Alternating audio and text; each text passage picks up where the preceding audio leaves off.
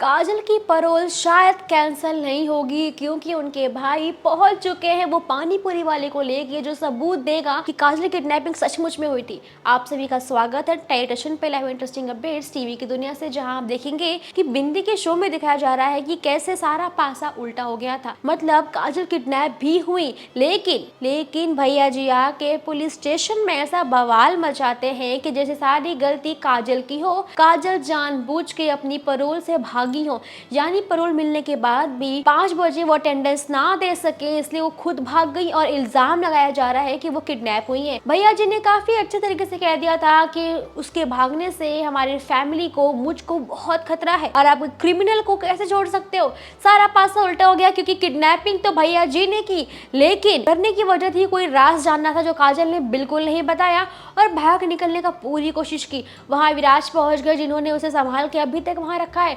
अविराज का एक ही इंटेंशन है कि काजल क्लियरली बाहर बोल दे कि उससे अविराज ने यानी भैया जी ने किडनैप नहीं किया था, शायद किसी और ने किया था, ताकि काजल की पैरोल भी कैंसिल ना हो, शायद मेरी भी ना हो। यानी अविराज चाहते हैं कि काजल अगर गवाही दे देगी कि मैंने किडनैप किया है या पुलिस यहाँ आ जाती है, देखती है कि मैं यहाँ मौजूद हूँ, तो सारा चीज़ उल्टा हो जाएगा।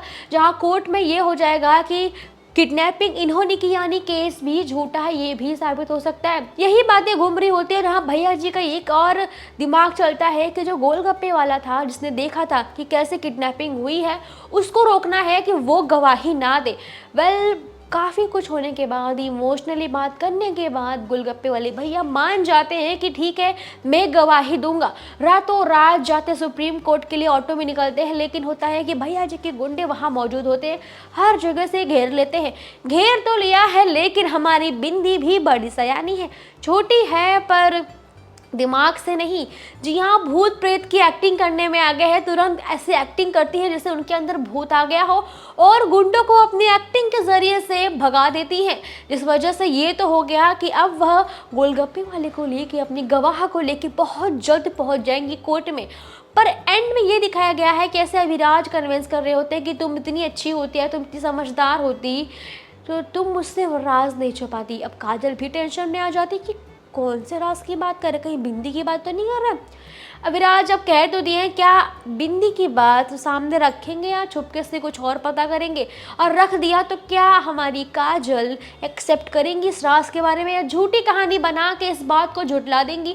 क्योंकि अविराज के दिल में फीलिंग्स आ रही है, शायद ये चीज़ें सॉल्व हो सकती हैं, लेकिन अगर काजल ये बात छिपाती है तो शायद ये बात और आगे बढ़ जाएगी, दुश्मनी और गहरी हो सकती है। लेकिन बात करते करते क्लाइमेक्स में दिखाया जाता है कि काजल कह देती है कि तुम्हारे भाभी का खून मैंने नहीं किया था, ये बात तुम जाके कोर्ट में बोलो कि मैंने ये खून नहीं किया था, मैंने गलती नहीं की, मैंने सज़ा नहीं भुगतनी, ये तुम बोलोगे।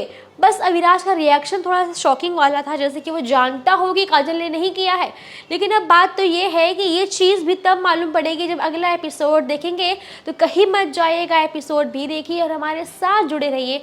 इंटरेस्टिंग अपडेट्स आप तक पहुँचती रहेंगी, तो सब्सक्राइब करना ना भूलिएगा टेलीविजन।